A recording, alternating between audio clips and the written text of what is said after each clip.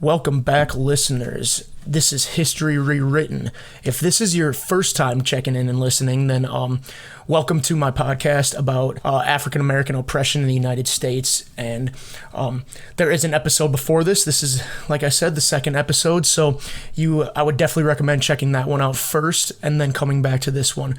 So, but anyways, listeners, episode 2 is going to be about oppression and inequality in the criminal justice system that we see today. So I wanted to take the time to kind of establish that I've been hard at work with a lot of other stuff, and I unfortunately came down with COVID symptoms. Luckily, tested negative. I'm pretty sure I had it. I don't know. It seemed that way, but I was kind of sidelined and bedridden for a handful of days from it. So I've recovered well and everything's good, but that's kind of occupied me. And then I've had some other things going on. So from here on out, I'm kind of follow a guideline of trying to drop an episode about every 3 to 4 weeks, just because I am fairly busy and there's a lot going on. This is really important to me, and I do want to hammer it home. So I figured if I could keep it at max about one episode a month, then that would be that would be solid. Down the road, I want to look at getting things such as maybe opening it up to guests, creating dialogue with this podcast. If it continues to pick up ground, the first episode actually did better than I expected. I'm still in the process of getting approved to put my podcast on Spotify and iTunes and things like that. Some of those sites kind of charge decent amounts, but this is important enough to me, and as long as it continues to pick up ground, then I'm definitely going to start putting it on those sites, paying those fees so that there's more convenient ways to listen. Also, I want to establish that I said in the first episode, the first one was going to be fairly long. It ended up being around 2.5 hours. I am going to reduce the time of these from here on out, which I said in the first episode, as well. I was aiming at about an hour and a half max. I'm thinking now more if I can sit at about 45 minutes to an hour. I've had some feedback from listeners, and they think that it is a little lengthy, especially for being on YouTube when you can't pause or like have your phone locked and whatnot when you're listening. I know that it'll be easier once it's on a larger or on other platforms like Spotify and iTunes and whatnot, but my goal is to reduce it, keep it about 45 minutes probably on average, just so that it's a lot more easy to listen to and convenient for people who are listening to it. But yeah, so inequality in the criminal justice system, that's what we're going to talk about here today. And this is something that I think a lot of people acknowledge is going on, and I think a lot of people in the United States even in general acknowledge that there are issues with the criminal justice system. But I think that where the heart of it lies and the bulk of these problems is really in, how society and the historical events that have kind of built up to where we are is without a doubt the key player in this. But the criminal justice system, prisons, the courts, all that stuff, I think probably the biggest failure of it is by far the inequalities that it holds. So I just want to point out the 14th Amendment because it's got some irony to it, and this is in our Constitution. So I quote the 14th Amendment. It states, "No states shall make or enforce any law which shall abridge the privileges or immunities of citizens of the United States, nor shall any state deprive any person of life, liberty, or property without due process of law, nor deny to any person within its jurisdiction the equal protection of the laws." And that was from July 9th of 1868. So the irony of that is you reflect on, like episode 1, I talk about the Jim Crow laws, black codes. Those were laws that held down African American people. I mean, it to strip them of work opportunities, property owning rights, really this life, liberty, and property that the 14th Amendment so heavily states. Because the thing is, when this 14th Amendment in 1868 was written up and declared law, then by stating the state shall not deprive any person of life, liberty, or property. By person, they meant white males. So that the thing is that that's not how it is anymore. And when it says person in there, that means all human beings under the Constitution of the United States and who fall within that jurisdiction. So, and that, to me, is anybody who is on American soil.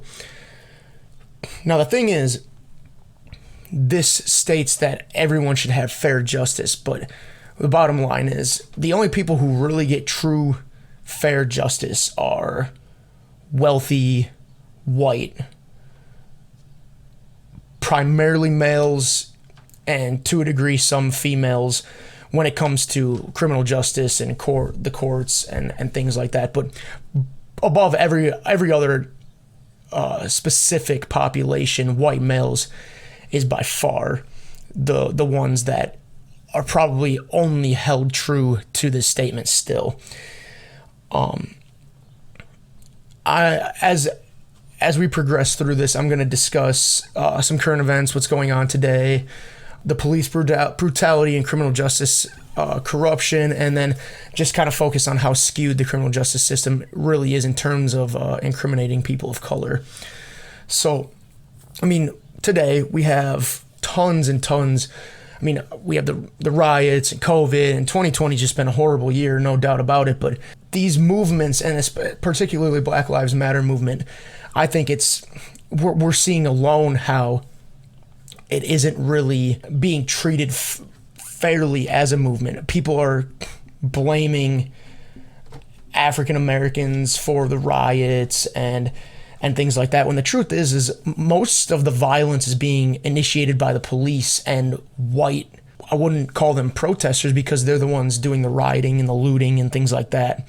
It's very sad to look at in that aspect. I want to point out something that I think the Black Lives Matter element is getting shot down. People are countering it with all lives matter, and it's not just about this one race. Everyone matters, blah, blah, blah. And I saw a great post on some social media sites, and it was kind of like, take this into consideration. So when the Boston Marathon was bombed and everybody's profile picture changed to Boston Strong, nobody said all cities strong. When the Las Vegas shooting happened, people changed their profiles and made posts about stand with Vegas. Nobody said stand with everywhere. Have you ever seen someone counter a breast cancer post with, wait, what about colon cancer? Or what about, for some reason, if someone says Black Lives Matters, it turns into an inclusive all lives matter. It's not an either or thing. It's when you take those other examples into account, then I can hope most people would reflect and realize, okay, well, the point is you stand with those who need help in that moment. That's what Black Lives Matter is.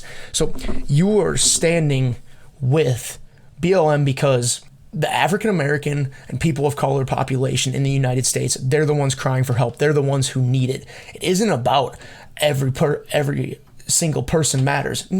I mean, no, duh, everybody matters. Like, of course, all lives are precious and everybody deserves a shot at living a fair life. But that's the point, is they aren't getting that shot. So Black Lives Matter is about standing with the hurting population, just like you stood with the victims of the Vegas shooting, and you stand with the victims of the Boston Marathon, the victims of the 9/11 and World Trade Center bombings, and terrorist attacks. And then, I mean, it's about being with and giving aid and a shoulder for a population to lean on, because they're the ones who are under scrutiny, under attack, and being unjustly served across the board. So I just felt that was a pretty powerful post, and that I wanted to share that with you guys. I'm sure people have seen it on social media, but I think that's important to address to people, because it really establishes what the point and the focal point of Black Lives Matter is. Obviously, police brutality is still continuing. I mean, it's still going on. Black people are still being killed, even by police yet. I mean, not a lot of changes are happening. I mean, you're seeing a lot of businesses, when it all started, oh, we stand with you, making statements, but then they're not taking any action about it. They're claiming that they stand with the population, but they're not helping in any way. You know, there's been some businesses and people who are making donations and giving best efforts and everything. And I just encourage those to give your best within your means. You know, some people they don't have too much money, or you know, they're crazy busy trying to support their own lifestyle and everything, and I understand that. But I would say, you know, sign petitions, make sure you get to the polls in November, do your research, gather your knowledge, become equipped to counter anything that's attacking Black Lives Matter and attacking these movements towards equality, and be prepared to just stand your ground and help those in need when you see it, and when those events happen. I just suggest do what you can within your means. If you have the financial capabilities, donate. Please donate. Otherwise, I mean, like me, I don't have much money right now. I'm in college. I'm attempting my best. I've signed petitions. I've made small donations within my means, and then things like this podcast is one thing that I can do within my capabilities right now, and you know, obviously with some time restraints affecting it, but I'm trying my best to keep rolling these episodes out and tackling major facts and providing info to people around me and anybody who wants to listen. But we'll jump into really the criminal justice elements now about all of this, and I want to start with how when you look at all of this and the incarceration rates by race, which is what it really boils down to, I would say, is per 100,000 people, there are 450 prison incarcerations per 100,000 for the Caucasian population. For the Hispanic population, it's 831 per 100K. And for the Black or African American population, it is 2,306 per 100,000 people that are incarcerated. Now, some people might counter, they just commit more crimes and they are a more troubled population and things like that. You know, they're gonna people are gonna make these claims, and the sad thing is well, A, the numbers just don't add up. It doesn't make sense, and B, any crimes, or some people will say it's part of their culture, which is disgusting to think about. People would place criminal acts and violence and things like that into a people's culture, because that's not truly something that's a part of who they are. But if any of those statements had any subtle truths to them, it would be because how historical events and the structure of the United States society has been built up, it has pushed them into these environments that breed crime and violence and drug use and things like that. That would be the only reason, would be because of white influence and white control over the country. It pushes those lesser capable populations and the minority populations into these holes. So to also kind of reflect on that, prison populations consist of are 39.4% Black people and 34.2% white people. And then you look at those incarceration rates as well, and then you say, how does it add up when you look at the fact that 76.5% of the U.S. population is white and 13.4% of the population is Black, and that's as of 2019, which is a fairly recent update. Now, the census will be coming out soon, so some of those numbers will change, but the bottom line is this, I mean, for how many more white people are in the United States comparative to black people, how does it make any sense statistically speaking that black people are incarcerated more than white and make up a greater percentage of our prison populations than white people do? And the only answer, and no, it is not because they commit more crimes and they're more violent and things like that. It's because many police officers and the court systems and things like that, they have predetermined biases about who black people are. And it stems from the passing down of generational knowledge on who black people are, how they should be treated, and things of that nature. Now, they discriminate them. They are more likely to,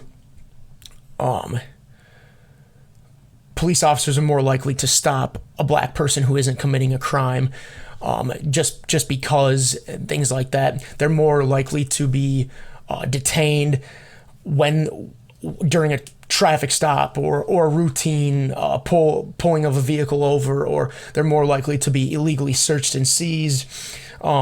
They're more likely to have their homes broken into without warrants and things like that. And most of these stats can be found on any university website, and they can be found on this government census and a lot of government documents, files, websites. You could look at the census or look state by state, things like that, and they'll tell you these population statistics, incarceration rate statistics, and things like that. The thing is that's kind of scary about it all is that judges are the people. Well, judges and juries as well are the people who are the deciding factor. They're the determinant of a sentence for a human being. And they're people, so they undoubtedly hold biases and opinions on certain things. Having someone who is not unbiased be the deciding factor of someone's life is not very equal and efficient, in my opinion. So somebody who holds biases and things like that, they're gonna judge and make a sentence call based off of previous feelings and emotions towards a certain group of people, race, someone who has tattoos, someone who has a certain hair color, someone who doesn't dress as nicely when they come into the courtroom. Those immediately affect how someone views them. And the thing is just because someone likes tattoos doesn't represent their character. Hairstyles aren't associated with a type of behavior. It might be a culture thing, but it doesn't affect people negatively.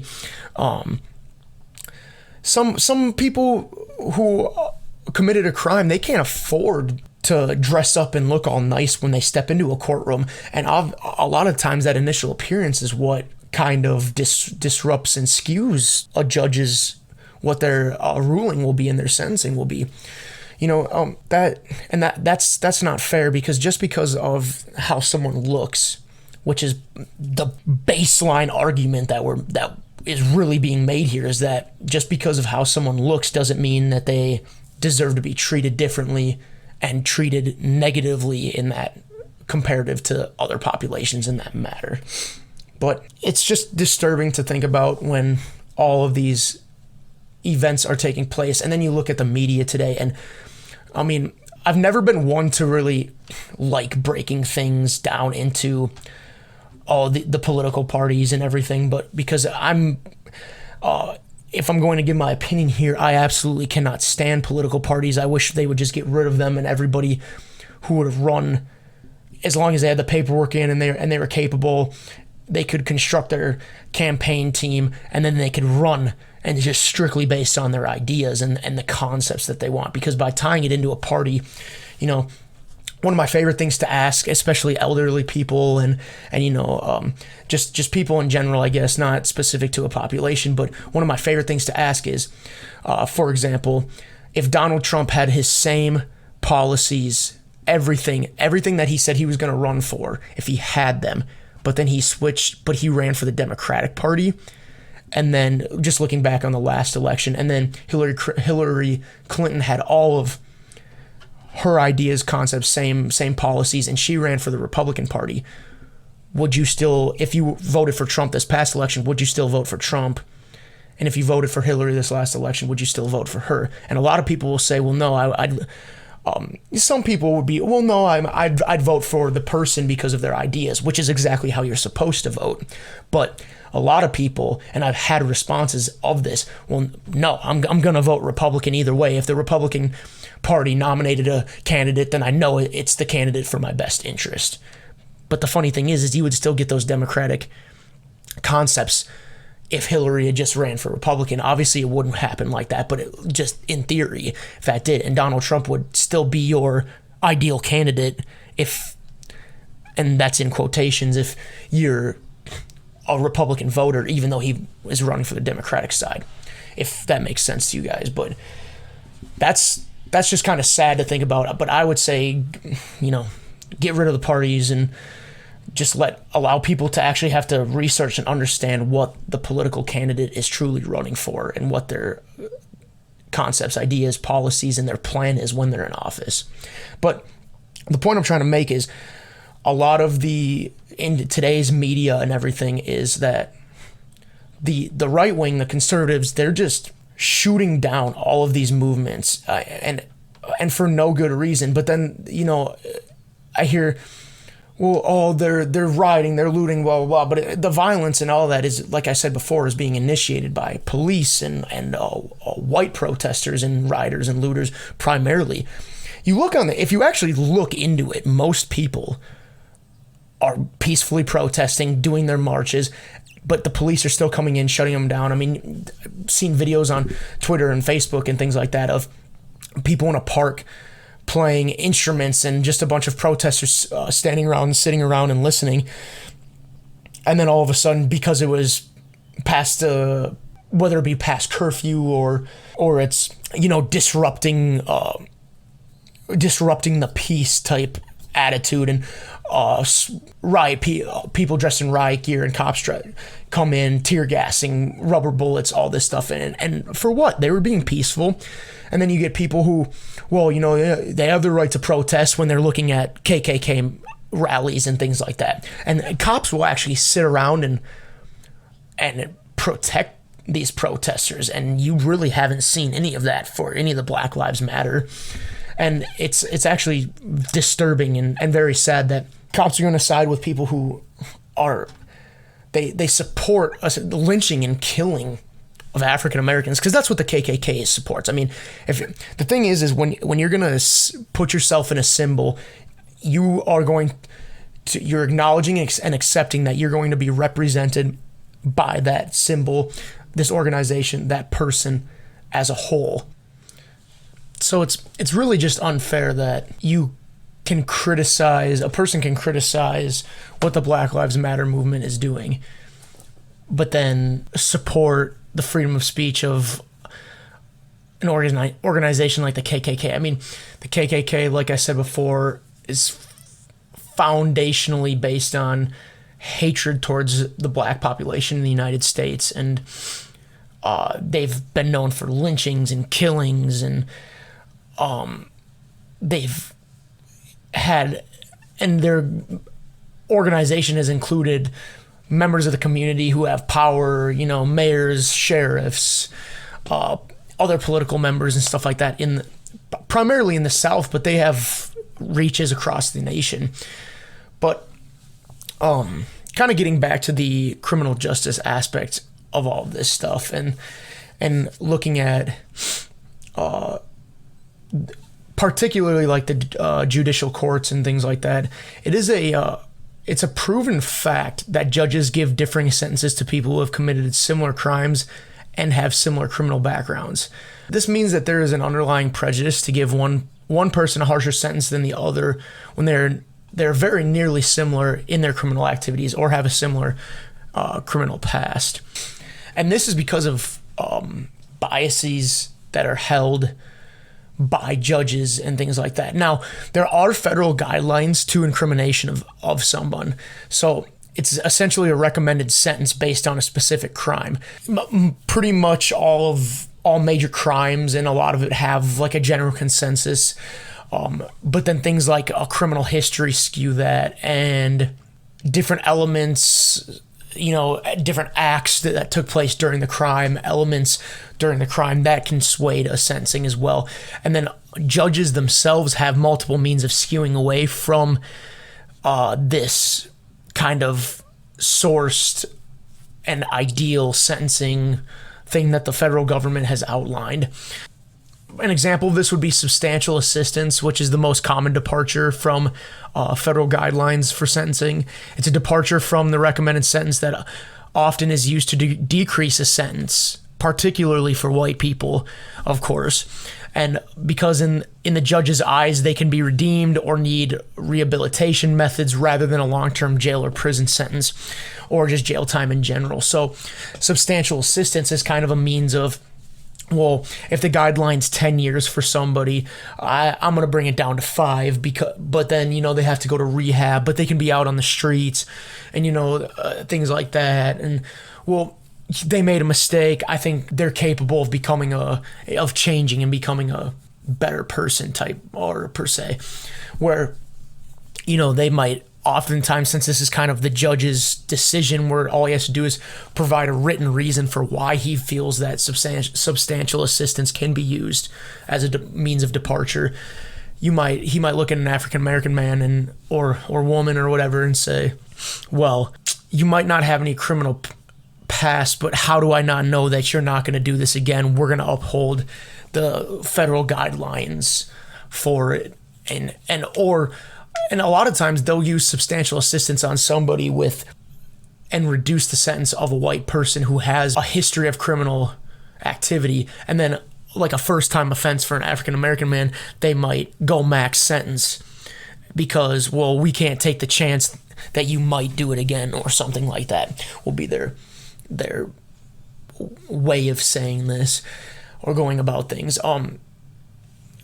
The prejudices that can be held by judges include physical characteristics, like I talked about before, as well as just an underlying lack of knowledge about a certain culture or a certain people. I mean, the thing you got to remember is a judge is still a person who had a specific upbringing with a specific perspective on things, could have been raised in a racist household, could have had a minor event that portrayed or skewed their opinions to become more racist.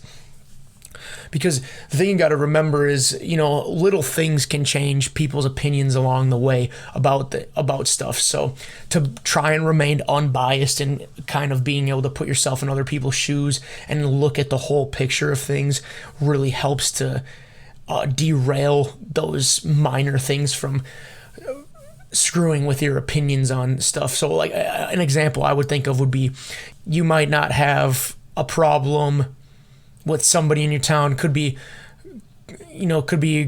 decent friends, acquaintances, whatever, and then all of a sudden they kill somebody via drunk driving. And because this happened, now you and a lot of the town kind of shun the person, look down upon them, don't really judge them. When sure, yes, like of course it was on them, but the thing that people need to remember is, they just made a mistake type thing. So like a judge could have had maybe he becomes more racist because he sees an African-American man commit a DWI and hurt somebody or something like that. Or even for a judge, maybe the first dozen cases or whatever they handled were with African-American people, which that bias would have then stemmed from the unfair treatment of police officers on African-American people and people of color in general. But judges have been known to make statements revolving around the fact that their mannerisms and how they present themselves show them whether or not they're likely to repeat offend. I mean, bottom line is the criminal justice system is controlling months and even years, or sometimes the entirety of a person's life through a sentence that they provide. And therefore an upfront judgment or judging someone by initially meeting, or as we all know, judging a book by its cover, that shouldn't have a place within the judicial and criminal systems of America. Just because, I mean, if you judge a book by its cover just from their appearance and how they walk into your courtroom, I mean, even if they're a little disrespectful to a degree, that doesn't make them a bad person. Maybe they're just upset, felt they were treated unfairly or are being treated unfairly, hence the disrespect. I mean, lots of people are disrespectful, and I would say more people than not are disrespectful just because they feel like they're being attacked and they're kind of firing back, which pretty much anybody is going to do when they're trying to defend themselves.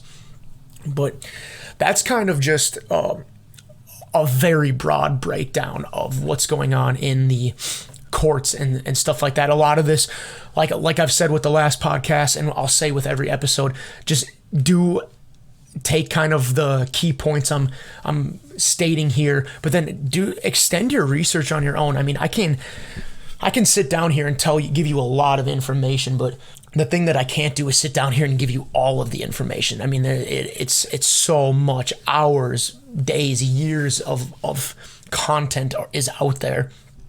But there's so many things that you can teach yourself and learn. I mean, even myself, I'm still teaching myself. I'm still acquiring knowledge. I'm still learning about these things as I do this podcast. I mean, I'm only going to have a bachelor's degree in history. You know, I'm not a doctor in this. I'm not an expert by any means, but I have done my research, and I do have a keen sense of interest in these topics, and just, of course, in history in general. But I'll get into some general, more statistic-based stuff. So Stanford University did a kind of a collection of data on traffic stops, and most of the information is based on race disparities during traffic stops. So this is just the amount of stops that occurred for white people and black people in certain major cities around the United States.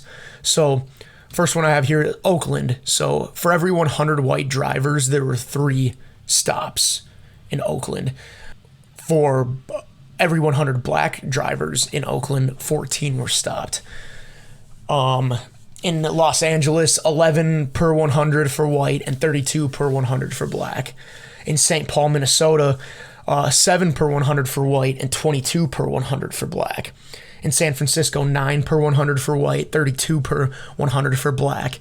In Philadelphia, 10 per 100 for white, 27 per 100 for black. In Madison, Wisconsin, 11 per 100 for white and 39 per 100 for black, which is one of the worst cities in the U.S. And matter of fact, and this is not just because I'm from Minnesota and a Vikings fan and whatnot, but and this is not just intentional shots at Wisconsin, but Wisconsin has one of the worst racial situations in the country, as a matter of fact. Milwaukee is debatably the most segregated city in the United States. And black people experience a significant amount of racial hate and disparity and unequal treatment and just disgust on the end of white people towards their race in the state of Wisconsin. I would recommend really looking into that. I think I've done only minimal research on it, but it's the population differences as well are massive, and there's actually a lot of very interesting information. Also, down the road in another season that I'll talk about too, but it's something about another kind of jab at Wisconsin. Sorry, all you Packer, Badger, and Bucks fans and whatnot, but yeah, they're very unfair towards their Native American populations too, and have also been one of the worst states in that aspect. But so is Minnesota. Minnesota has been by far one of the worst as well, probably debatably even the worst towards Native American people. But once, like I said, a topic for another time that will be covered. But overall in these cities, people of color were stopped more often on less for no reasons, far more than white, if that makes sense. So on less or no reasons, excuse me. So people of color were stopped far more often than white people for there not being really a reason to pull them over, or just a very minimal reason. There's this consensus that has taken root since the foundations of America that is non-whites are more likely to commit a crime. That has always been the case. But the thing is statistically speaking, white people do commit far more crimes. So when you look back on episode 1, and the tone set by these previous generations were that black people were criminals and more evil, willing to do illegal activities than white people were. I kind of talked about that when we were in episode 1, and there in general too with these stops, there's far more stops towards people of color, far more of these stops towards people of color result in arrests than those against white people. The most common ones that I found were refusing to be detained, quote unquote resisting arrest, and then petty drug charges have often landed people of color in jail. When I put in quotes resisting arrest, it's more so that African American people are being told to do something unfair, and then when they kind of defend themselves and ask, well, why is this occurring to me? Why am I being detained? Why are you asking me to step out of my vehicle when I was only stopped for speeding? And things like that. Then they claim, oh, you're resisting my demands, you're resisting arrest, and things like that. And then it is therefore giving these cops a reason to arrest them. I would say in my own experiences, I haven't been pulled over or stopped by police very often, but I got a speeding ticket once. They did not ask me to get out of my vehicle, didn't do anything of that sort. Another time I was just parked and trying to figure out plans, and it was fairly late. And the cop approached the vehicle, rolled down the window. I was just sitting there and, just asked for my license, my registration, asked what I was doing out that late. But, nothing happened. I didn't get a warning. I was just, okay, it's pretty late. Maybe you should consider moving your vehicle from this area and whatnot, and something like that. But like a lot of times in that situation, they would immediately go to, is there any drugs or alcohol in the car? If this was a black person in my shoes, is there any reason for me to search the vehicle today? Blah, blah, blah, things like that, which are just unnecessary questions when it's not the reason you were stopping them. Another really interesting thing that I want to talk about, and will be the last major subject of this episode, is on the University of Michigan's law website, and through their law college, through that school, they created a national registry of exonerations, which is really interesting, and it is for sure nationally proven, and helpful database and things like that the government accesses and utilizes as well. So since 1989, 2,635 people have been exonerated. Oh, and for those of you that don't know, exonerated means they were accused of a crime, put in a jail or prison, primarily prison, and then later were found that they were not guilty of the crime. So basically falsely accused and falsely charged, falsely sentenced. 2,635 people with a total of 23,500 years of all of their lives collectively have been lost to prison because of being falsely sentenced and falsely accused. The National Registry wrote a case study on the first 1,900 exonerations, which took place through October of 2016, and 47% of them were African Americans. So almost half of all of those who had been falsely accused of a crime were black people. And this means that, and then you reflect on that 76.5, 13.4% population, where, the bulk, over 3/4 of the U.S. population is white. But you're telling me that half of the people who have been wrongly accused are black. And that is a perfect statistical demonstration of how black people they're accused of these crimes, made to look like the bad guy, sentenced without proper evidence, proper understanding, and all these things. And then years of their life are thrown away, and 2,635 people, that's a lot, and it's good that they were eventually exonerated. But being exonerated from a case is often seen as a good thing. It's good to a degree, but it's really not. It should be negatively viewed because the correction system mishandled a case in the past, and wrongfully convicted someone and threw years of their lives away. African Americans, as previously discussed, just over 13% of the population and nearly 50% of all the cases. So that's not even mentioning that there are probably thousands more that have yet to be exonerated and may never be, despite being wrongfully convicted. Wrongful convictions are going to happen. There's no doubt. You can't always figure out exactly what happened with a crime without proper evidence, proper testimonies, things like that. And there's nothing wrong with that, because everybody makes mistakes, of course, and you can't be flawless. But the fact that most of it is black people, this statistic should be demonstrated more based on the population, as should our prison population be.